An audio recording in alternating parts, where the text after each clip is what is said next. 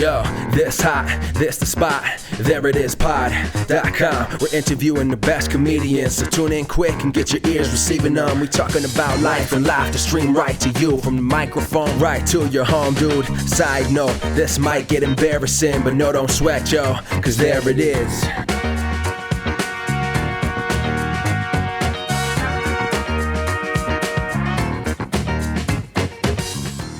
Welcome to the There It Is podcast, a comedy podcast to help you find your inspiration. I'm your host, Jason Farr. Let's do this. Thanks so much for joining us. We have a fun guest today. It's Tyler Holme. He co-created the Instagram satirical account at Beets by Beth. But before we chat about that, you probably already saw in the feed that there is another episode out today. It was a bonus episode that we released earlier, and it was an idea that brother of the show Trey had, which was to watch the Supergirl movie and make fun of it and record our side of it and release it for you to, just like Riff Tracks, if you're familiar with that, and Mystery Science Theater. That's essentially what we are doing, but you can watch the Supergirl movie on HBO Max and listen to our commentary on it. So that is up in the feed. It's a real silly, fun, good time that we had. Go check out that bonus episode when you get a chance. Speaking of fun, silly things, today's guest did a very fun and silly thing at Beets by Beth. It is an Instagram account that he co-created with Mary Sanders to lampoon influencer culture. It's very funny. They wrote a book, and I think this is a lot of fun, and the world needs more fun. So let's chat with Tyler about that, shall we? Here's my chat with Tyler Holme. Beets by Beth. How in the hell? I mean, let me just say, you all followed me. The Beets by Beth account followed me, and right. I thought, well, this influencer has a sense of humor, like for one, the name, Beets by Beth, Beets by Dre, funny name. Mm-hmm. And then looking at some of the posts, I was like, this is funny, but why Beets? This is funny, but why?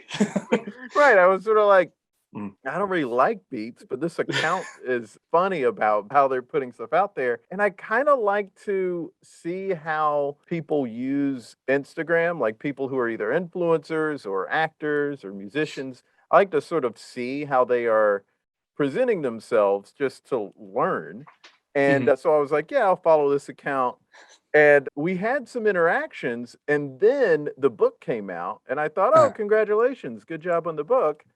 And then it was like, I feel like a few weeks after that I found out this whole thing has been a joke. It was all a ruse from the beginning. It was just to trick you, actually. So that was the whole. Oh, that's why the account's down. Okay. Yeah, exactly. Yeah, that's why we deleted it. Mission accomplished. Well, no, it's so funny. So let's just go back to the beginning here of how you got involved and how this whole thing came about. Are you a comedian? Who are you? Where do you come from? And then we'll get into where Beets by Beth came from. Yeah, so I am a filmmaker, comedy writer, currently based in Denver, Colorado. And the way Beets by Beth kind of got started, so Mary, who plays Beth. So we were living together, and she would follow these types of accounts, these like health and lifestyle, because not so much because she liked the content, like they may had good recipes and their workouts were great. She's kind of following, but she also kind of like acknowledged the fact that it could get a little bit much at times. Oh yeah. And right. So like we would laugh about that. And one day she was watching, it was funny because she was like watching a workout, but she wasn't doing the work. She's like getting the workout, like just like ideas for whatever. But the girl was like so positive as she was teaching the woman who was teaching the workout. So it's just funny watching her. You're doing great. And then Mary's just kind of like sitting in her chair watching it. So that was really funny to me, and we were cracking up about it. While this whole thing was kind of going on, she was following these accounts. I was taking a writing class at Second City, an online writing class. Oh, cool. Because I was in Colorado. Yeah, which I recommend. Those are fun. It was Yeah. I've had a couple of other guests who've done that. Yeah, it's a satire writing class for online for Second City. So I was like kind of in that satirical satire mode, trying to come up with like ideas for like short pieces and stuff.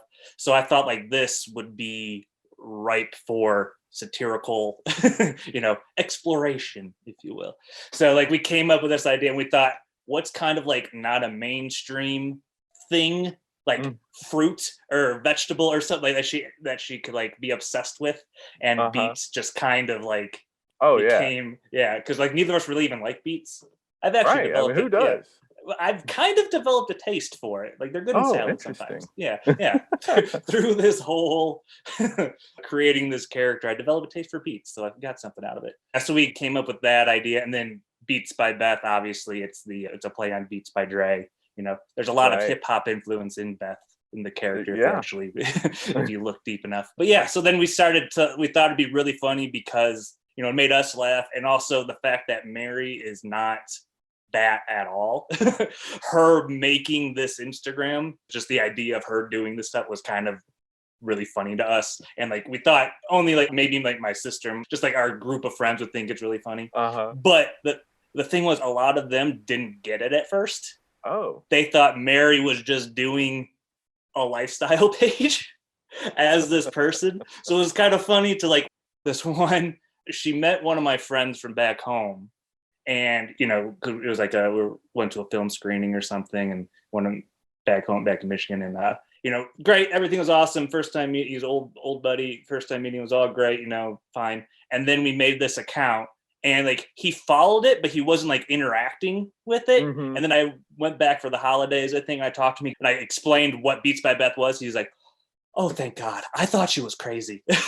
Like I had so it's fake? Okay, great. So they thought she was full on just taking on a new name and a new persona. Yeah, like because they didn't really, which is kind of interesting. Yeah, does she have any background doing comedy at all? She's a fan. She's a comedy fan. Okay, so it was completely out of the clear blue sky for them. Yeah, exactly. Like she's a fan. She likes comedies and all that stuff. But but it was kind of the fact that she was doing it. Yeah, it was random, which we liked. We kind of laid into that a little bit, and I did a lot of we kind of came up with the ideas, and a lot of like the Beth Instagram posts are like her kind of like trying to match other Instagram posts that she's seen. So it's like so if you look at them, like it's like versions of pose. The posing. Doing the like balancing on one foot pose. That's a common one. Right. Yeah. So she's trying to do those things, or like, and in the descriptions, like she's just off and like making kind of random statements in there, and it doesn't really make sense. So like, it's not over the top. The Instagram page isn't over the top, in your face, like this is satire, which was kind of like the plan. We wanted to make her seem kind of real, but if you read into it, it's like, this girl is kind of weird, right? So yeah, I mean, I didn't realize it was satire for the longest time. I don't know if that's a good thing or a bad thing. I think that's kind of a good thing, because I mean, it'd be one thing if because I wasn't like studying the page or like I wasn't seeing everything, so maybe I would have been tipped off more. Every single post you're just following. If I was seeing it, if I was like paying attention to every post, but I would just every once in a while see something and be like, "Oh, she's funny," and then just like move on. But when the book came out, and I was like, "Oh well, I mean, good for her." I guess. She's got 100 followers, and she book. Cool, that's awesome. Well, I mean, that's pretty impressive to put together a book. To get a book deal, and it's like a very professional-looking book. Yeah, right. Put too much work into that. Probably for what it is, but I think it came out pretty decent. That's fun. Yeah, you put this book together. How did that book deal come about? Well, the thing is, like, we pitched it around to a couple different publishers and stuff, and it like wasn't really, hitting too well. It was like, because it was too niche. So I ended up just like, I liked the idea a lot, and I just kind of stuck with it. And I knew, my buddy Ben is a cinematographer, photographer, you know, so like we got together, marry him, we went out and shot a bunch of photos and stuff, and like we kind of just did it ourselves. And put this whole thing together. And I actually like hired a graphic designer off of Fiverr. So like I had this idea for the book, I put it all together, but I did it in like the Pages program, you know, so like the idea was there, but it was not good. I'm not a graphic designer, so like I had to hire this guy to do it, and that was a whole process because I had it all done and I sent it to him like, just do this but better. And he ended up doing it and like changed a bunch of stuff, and so it had to be the whole thing. But yeah, so we kind of just like did it all ourselves because we really liked the idea. And like after a while, you know, me and Mary were dating at the beginning, and then we broke up or whatever, but like this idea kind of kept us together, which was kind of interesting because we like stuck with, and you know, we're still friends today and all that, so it's all great. But like it was just funny that like this became like a rallying point, like a fun little thing to kind of keep together, so it's kind of fun. Well, and that's sort of, I mean, I don't want to give away the book, but it seems like some art was imitating life there. A lot of the photos of me and her are just like photos that we've taken, right? Like self-help photos and stuff. But then there was the stuff of like, you know, there's like a chapter about getting over those tough relationships and and all this stuff, which is funny for satire because if you know, if people are paying attention to a lot of the influencers, they can overshare. I assume that's where that came from, because so many of them will start. Though I've seen some stuff where someone was posting this really long caption. It was so long they had to finish it in the comments, and I'm like, you're a photographer, right? Like, we don't need to know all any of that. this, right? But it certainly it's a pretty doesn't need picture to be of a flower. Right. Was that part of the art imitating life? Well, like like a lot of it is like there's some of that stuff kind of correlates, but a lot of Beth is heightened stories. You know, it's like a lot of me in there. So like I, you know, even though she is kind of like it is all kind of like I can kind of, there's nuggets within those stories that kind of are from my life and our, you know, us, and like funny things that like me and my relationship between like me and my sister, you know, like stuff like that. So there is a lot of that in there, you know, as absurd as it gets at times. Like if you look deep enough, it's like, oh, that's that story from when I went to my cousin's birthday party. You know. Oh, that's fun. So there's a lot of that in there.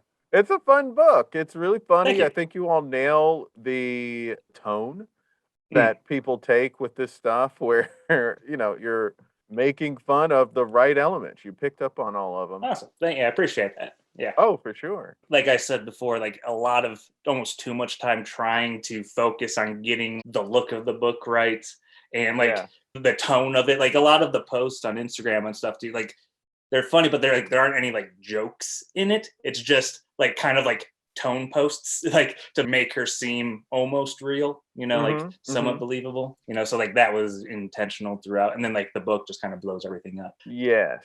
But yeah, like a lot of there's a lot of attention to detail there. Like throughout the book, you see that the words are highlighted different colors and stuff for different inflections. That was a pain in the butt because I'd go through and like change them all. I'm like, no. And then I went back and like, but this one should be a capital bolded purple. I don't know. So that became, I ended up going crazy, and you cover a lot of ground for it all in there.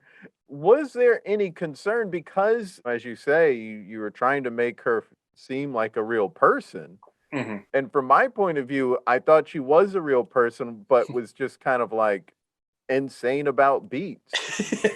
And maybe a little quirky. And maybe a little, Was there any concern of what if this did blow up and we got 1 million followers and people were actually expecting something real and we're just doing a gag? Right. Yeah, that was definitely in the back of our minds. Like a lot of, the original idea was to, you know, create and not tell anybody that it was a joke, and just like make this person and not like put our names on it or anything. And then like when I wrote the book, the original idea was to not say that it was a satire by Tyler Holme or whatever. We're just going to print it and then just put it in those little libraries. Do you know what those are? You know, those little like take a book, leave a book or on things. the street in some cities. we're just going to print out a bunch of them and just put them in those and like try to make a word of mouth. Like, who is this weird, strange person? But then we kind of nixed that because Mary started reading the stuff that I was writing. She's like, this is a sociopath. I don't want people to think that I'm real. Okay. that I'm a sociopath. Yeah. So like there was some concern about that. Like, yeah, so that was definitely, we didn't really think too far of how we were going to handle it, but we did kind of, by admitting that it's a ruse, a joke, Right. like we kind of nipped that in the bud there. But And when did that come? Because I didn't catch that so much on the Instagram. I think I saw it in an article, and also the book, the first page or whatever mentions that it's a satire. Yeah, so like the idea behind the whole thing, like the Instagram page is, she kind of doesn't tip. Like if you look at some of the photos, you can see like of the book, if you zoom in, it says written by Tyler Holme on it, but like it's not, she doesn't acknowledge it. But if you watch, because we made like a web series of her, I don't know if you saw the silly little web series that we made for the pandemic. Oh, okay, it's called Beth Breaks Down, and we did it during the pandemic, and it's shot really bad. It's like shot on her crappy iPhone 5 that she has. She set it on like her desk, and she's giving her interpretations of rap songs because she loves hip hop music and all this stuff, and it's very naive interpretations. As most of you know, hip hop culture has had a huge influence on my life because Mom and I signed up for a dance class where we did the Macarena to the Mambo number 5 in those cute little sequin outfits. It's vivid imagery and plucky beat, scream, it's summer, let's have a blast. So what I'm gonna do is play a section of the song and then give my interpretation of what I think the lyrics mean. Here we go. Bitch, you thirsty, please grab Sprite. Hey puppy dog, you look like you could use a drink. There's some Sprite in the kitchen. But like that's what, like that was the first kind of like intentionally like over the top kind of silly comedy there that like, I don't know if this is real. And then the book is like kind of the idea, like you said, of Instagrammers and influencers oversharing. Like you follow this girl, oh yeah, she's funny, she's cool. All right. Then she makes this other thing and it's a little bit weird. Like, why would she? All right, she doesn't really, I see what she's thinking there, but that's a little bit odd. And then she releases the book and it's like, get revenge on your exes or whatever, right? And then it's like, oh, this person's insane. So it's like kind of that slow reveal of this character, like this is exactly who she is, the book. This is like her deepest thoughts. And you realize, oh, this person may not be the stablest of human beings. Well, it's so funny. Yeah. Thank you. What has the response been to the book? Good. It's been good. Yeah, I'm trying, because the whole thing is that she doesn't have a following. So, and like I don't have a huge following, but like to get it out, like people who have read it really like it, and now I'm trying to like expand. We're trying to expand and get it out to more and more people. But the people, like you said, there's been a couple of reviews, a couple of sites have read it, and like they really get a kick out of it. So that's good. And like people are understanding and they're getting kind of what we're going for, which is nice. Because we were worried that like, what if just me and you and my mom think it's funny? Like we think it's good, but like I don't know if anybody else is going to understand exactly what we're doing. Also, people can get real touchy when you make fun of influencers. True. Yeah. So that was a tightrope to walk.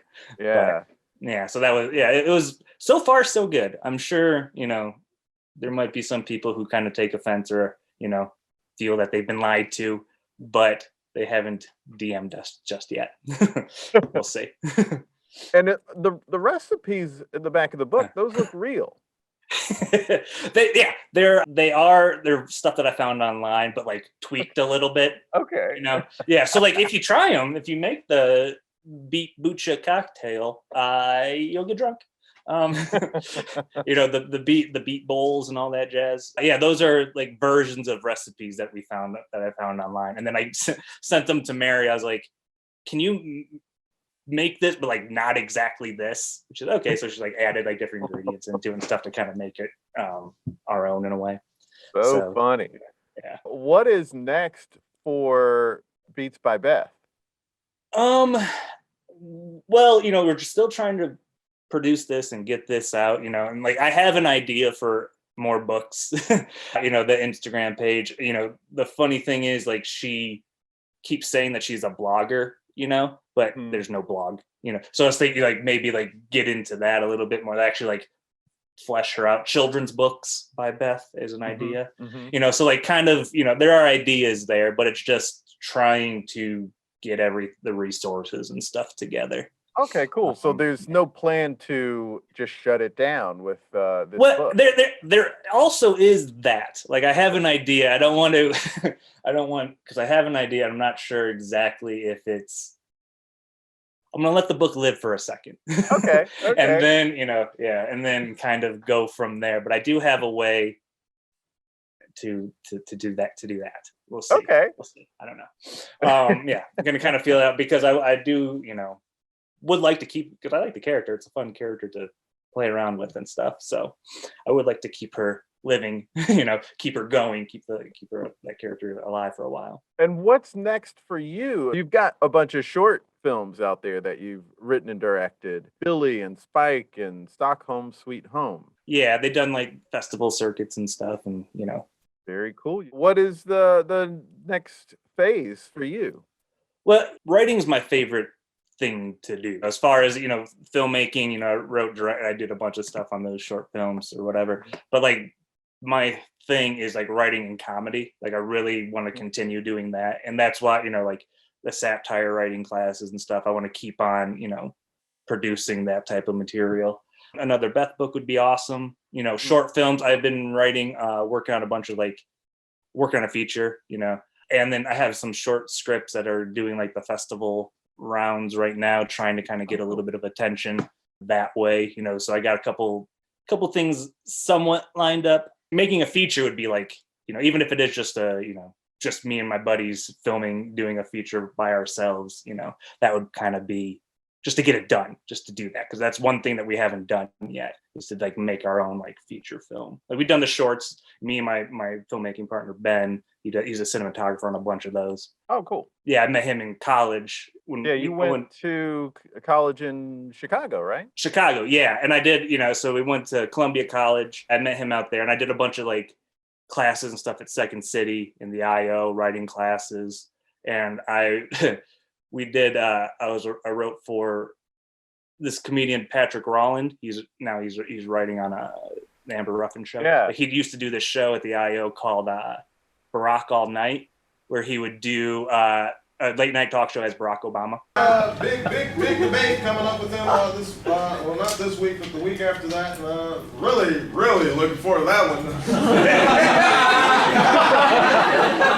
I really don't even have to campaign. I just let him go. Sit back and put your feet up. Yeah, I'm kicking it up and liking it. Playing some PlayStation 3. Catching up on Breaking Bad. It still works. Great show. Oh yeah. No, I don't condone becoming a chemistry teacher and then selling and distributing meth.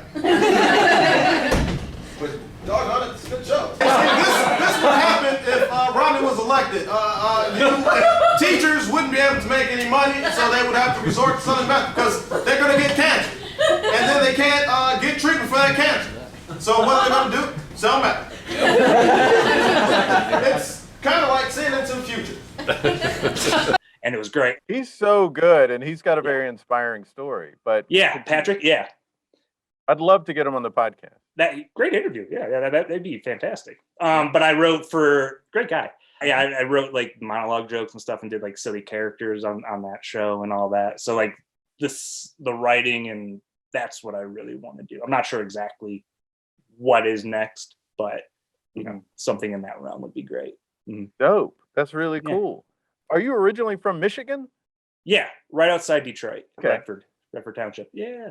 Oh, nice. Yeah. So I grew up out there, and then I moved to Chicago for college. And then, okay, and you're out in Denver now. How did you end out in Denver?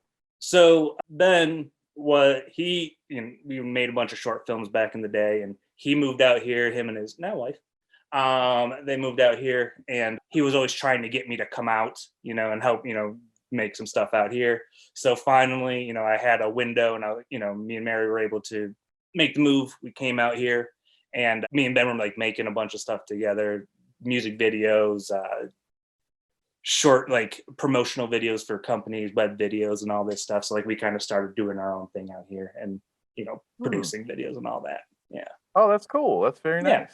Yeah. So it's cool just to like, it was fun in college, like at Columbia. They say these days, like you don't need to go to film school. Like you just YouTube it and like you can find that. But like going to the, costs a lot of money. So that's another thing. But going to film school and like being there and making like at Columbia, they actually had you make films, which like a lot of film schools, it's like all theory and stuff. But like from like day one, we were messing around with Bolex cameras, and I hate those are terrifying to me. We did, man, for like one of our first films, sorry, again, going on a rant, but like one of our first films in our first filmmaking class, like was with the film camera and Bolex and like trying to get that to work, 16 millimeter.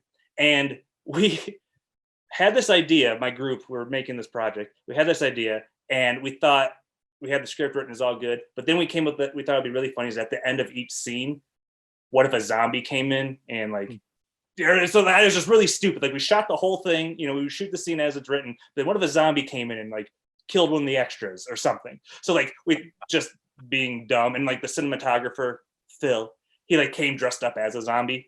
It was kind of funny. And like when we went to pick up the cameras, they're like, "Are you doing a zombie movie?" He goes, "No." So that's kind of really good. But yeah, so we did this and we're shooting all day, and we didn't realize that because like we'd be recording and it sounded like the thing is rolling, but we didn't realize that it made we missed the note that it stopped, it ran out of film.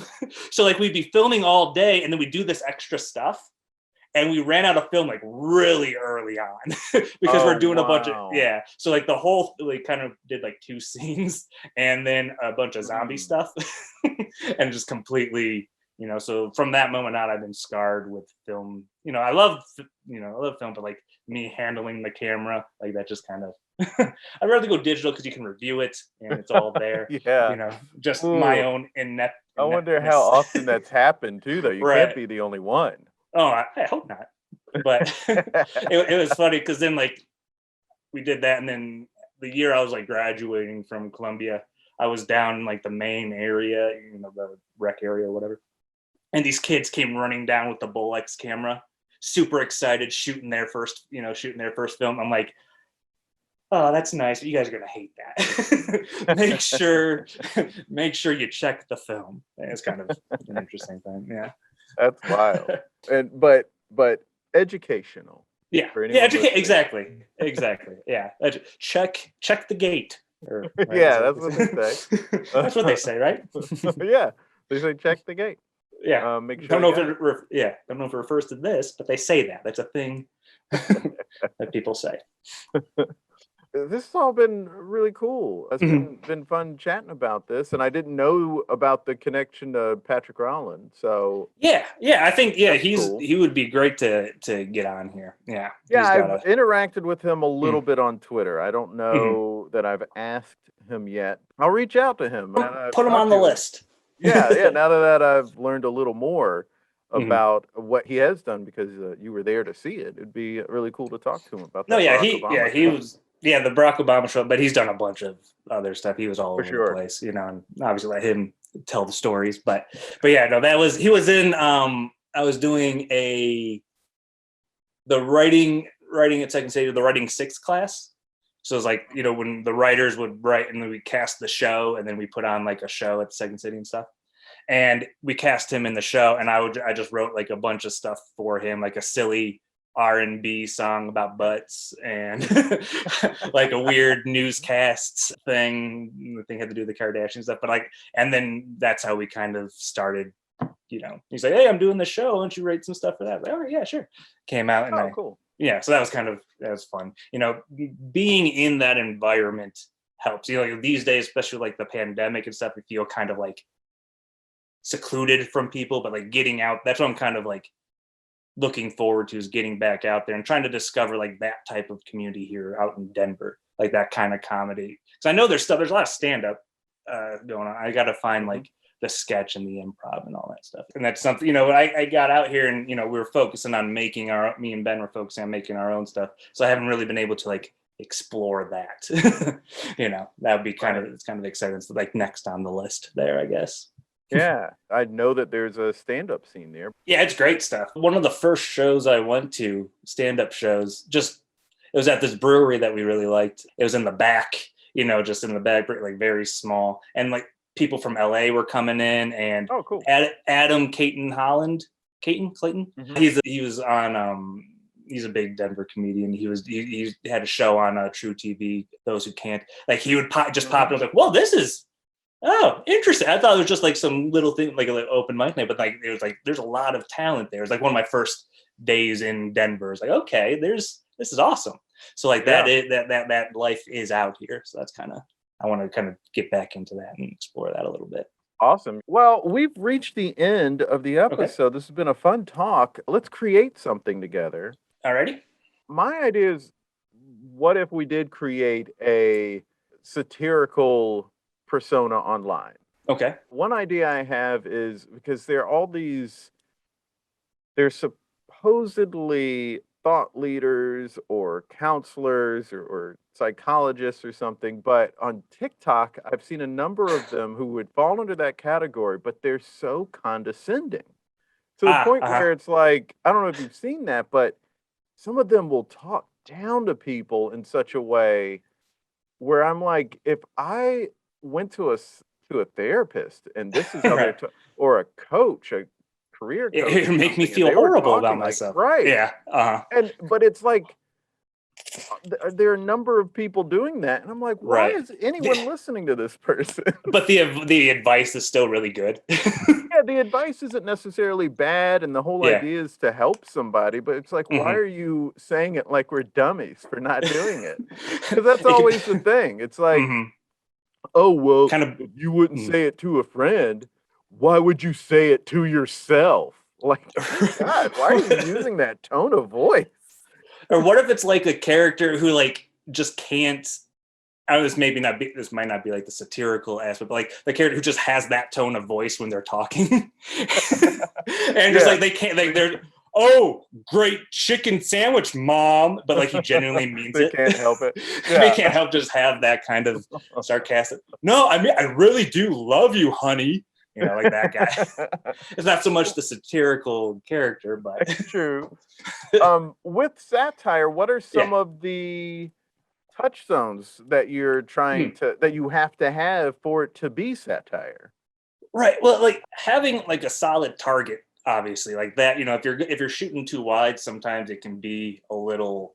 It may not be as effective, but like if you can focus in on, like we did with the health and lifestyle, like that is already a familiar thing, so like, if it's something that people know, if it gets too nichey, sometimes like that can kind of be lost too, like the sarcasm, that you can kind of lose like the point of view of that. But if you find something, as long as there's a solid idea and a solid premise for it, I feel like you can kind of do kind of whatever. And I think, like going back to the idea of people not knowing that it's satire or not getting that right off the bat, it can, for us in our case, it kind of helped because it like drew people like, oh, this is interesting. And then we kind of built that into the character. Like that was kind of like the 3-part character arc, okay, so that kind of helps. But sometimes like, if you're doing it too dead on, people miss the sarcasm and it becomes the thing that you're trying to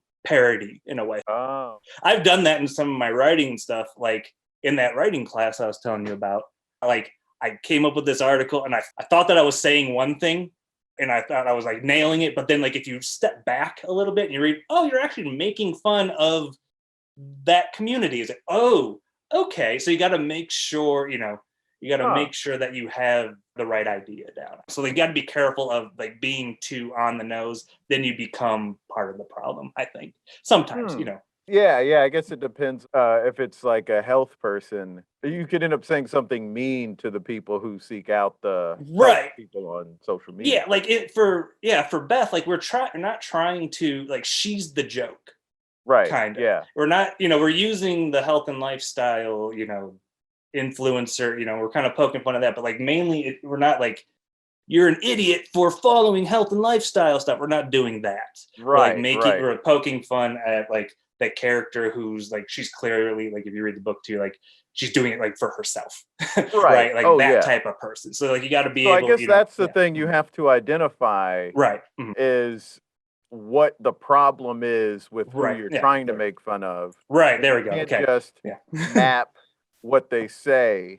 You can't map their online behavior, because then you just look like what they're doing. And exactly. I guess that could twist into making fun of the people just for liking that at all. But if you're trying to, if you're looking at a bunch of influencers online and your take back is all of these people are really egotistical, right? Showing off it's their just wealth. For them, right? Exactly. Then you make fun of that part of it, right? Yeah, there was this one, it was like a yoga Instagram thing, and it was kind of like not so much the wealth thing, but like she was clearly just like doing suggestive yoga poses, but like her comments, her captions were like "peace in the Middle East" or like something like, but it's like clearly just unrelated. Like completely unrelated, just like her butt. So like it's clearly just showing off, like showing off in a way, But then they're trying to masquerade it as being for a good cause or whatever, and like, how was your day? It's like, come on, what are you doing? I've seen those. Yeah, those are kind of fun. Those always, those would always make us laugh too. Like when we would go through, actually, there's another thing too. Like creating the character, I would go through and find those, self-help Instagram and like the people following those pages and like try to interact with them a little bit, but like again, not making fun, just trying to make the character seem like a real person.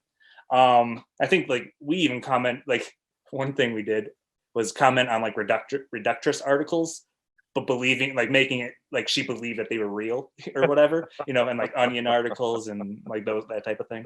But what I would do is I would go through and I would, just to kind of again build out the character, start liking and like searching through all these lifestyle, and like it actually was very nice. Like a lot of the positivity, like sure there's some craziness and the people are can get, but like at the core of it, the positivity, and like it was good. I'd wake up in the morning with my coffee and kind of scroll through and like, oh, she seems happy, that's good. Right. And then then you come across those people who are clearly out to make a buck, but at the core of it, I do appreciate that idea. I'm not trying to like, oh, health and lifestyle stuff is all you're not dumb. making fun. Yeah, you're honing it in on certain personality types within that world that everyone is sort of observed and seen themselves. So then the idea is writing to that personality type. So I guess you have to identify character traits, then make sure whatever you write involve those character traits. And you kind of it's not so much like I said, the idea of the health, it's that character, that person is the issue, right? Or is the joke there. And another like influence was like we wanted to do like a comedy Bang Bang character, but neither of us are like really too confident with our acting. So, I like the writing, and like Mary, she gets the character, but like neither of us are like really good at it. But I mean, she's good. She's her web series. She actually embodied, like that's one of the funny things. Like I always make a joke. You are Beth. She is in you, and she hates it. But so like that was another reason why we went Instagram and like made posts in the book and stuff, because it fit. We were able to make this character without having to act it out. Too much. The web series she does a great job. But that was kind of like the idea for it. It's a comedy main character. So if somebody were doing, if this idea of a TikToker who is supposedly giving good advice, the idea would be, I guess I would have to find those sort of accounts where I feel like they're being condescending and mean. Right. Yeah. And find those little traits that like, why is that, they're being condescending and funny, but like, how can you expand on that and make them, like maybe why are they this way? Or, Yeah, why are they? Yeah. Like, what is the psyche behind this? What are they getting out of it? Maybe or something. I don't know. And Kind of it's playing. okay. Mm-hmm. Yeah, I mean, it's kind of sad how many people are putting stuff out. They are working in a sort of self-help Mm-hmm. world. They're working in the self-help environment or even the church environment, and so many of them are only out for their own Right. glory. Or yeah, that, and also like another way is like this person's giving the self-help advice, but clearly they're the ones who need the help. So like there could, like, what you could do too, like this guy, but you're dumb, why don't you follow my rules or whatever he's saying, but then like maybe in the background his wife's yelling at him, or like, Right. everything that he's trying to say to you, He's like, trying to give advice to them yeah, about like how to raise their kids, but their kids walk all yeah. over them. Yeah. Right, yeah. The kids, like, like every TikTok ends with the kid, give me breakfast, or something like that. Like it kind of like undercuts his advice the whole time, or whatever. Clearly, he's the one who needs help, or he's not following his own advice. So it kind of plays into the fact that like he thinks he's all high and mighty, but he's not seeing that he needs, that he needs to help himself, right? Yeah. Right. Uh-huh. And how do you strike that balance of not leaning into it too much? Because that's one of the things that's great about Beats by Beth is Right. how genuine it comes across, how realistic it comes across. So how do you exaggerate these things to make fun of it in such a way that it still comes off like it's just, real? A lot of that came from like that I'll call it research, like going through and finding, reading all those posts, all the help and life, and like just kind of getting there. When I'm writing like scripts and stuff, I really like to focus on dialogue. Like that's kind of, I like to play around with that, and like just kind of getting that tone and like reading those long captions that go into the comment sections. Like I took time to go through and like kind of get that tone, that rhythm, that they speak with, that they would type with, I guess, right? And kind of mimicking that and playing with that, and then taking it a step further, whatever that may be, and not going too far, because you could go, take that and then go right to aliens or something, like go something absurd with it. But you just take it just a little bit further. That's what we do at the Instagram. The book kind of goes crazy, but just take it just a little bit further, and then just kind of slowly build off of that till it comes what it was. That's kind of like what I did. A lot of this stuff is like phrasing and the tone. I want to get the tone right of how how that type of influencer person kind of speaks. So just yeah. Okay, and then like if you pick a name, then I guess it has to be something that doesn't seem too real either. Right, like a name as far as like Beets by Beth. Right. Yeah, I mean like Beets by Beth, it's not like it's saying Beth Sanders, nutritionist or something. Right. Looks Yeah. official. It can't. Because especially if I'm doing something where I'm making fun of therapists, I don't want to put like whatever. Like kind of give them a little like kind of give them like a little. I keep saying niche, but like give them a little a hook. Right. Her thing was Beets. So your guy, he's the parent therapist, but he's the parentist. No, like the therapist. Yeah, the therapist. That's funny. That because that was the thing about Beets by Beth, that it wasn't like it wasn't something that when I found out that it was satire that I was so mind blown that I couldn't even understand how we got there. Because Beets by Beth in its name alone was funny enough to me. That I was like, oh, I get it. There's a humor to it. There's a lightness to it. Right. So if you do like Theraparent, then it sounds silly enough. Right. Like that maybe, that can kind of be an in to it too, right? Or like you could, I guess you could make it like if the character feels like he's very the authority on it, and then just completely like you could go that whole route. Like I am the therapist, I don't know, something, crazy like that. And then his ideas are, he's clearly the weakest parent in the world or something. I don't know. Right. It's like go the other way. But like that, we kind of having that kind of funny name, like you can coming into the account, you can expect fun and lightness, but then she just kind of progresses and takes it a weird way. So it kind of like was a way to draw people in, and then take them on the ride if they paid attention.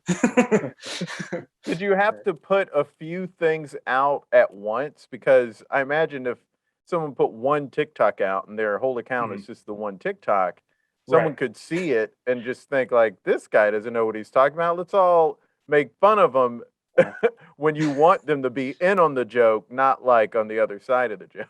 Yeah, at the beginning we were more consistent with it, making her seem like, once or twice a week or whatever. Right. So I guess you could like put a couple of videos up at first, and then a couple Right. days later another. Yeah, that's kind of how we did it. But there's also her domestic lover, her domestic life partner, Greg, that I play that character. He's also got an Instagram account called Tigers Fan Greg, and he is that guy who just makes the 2 posts. Like, he is the complete.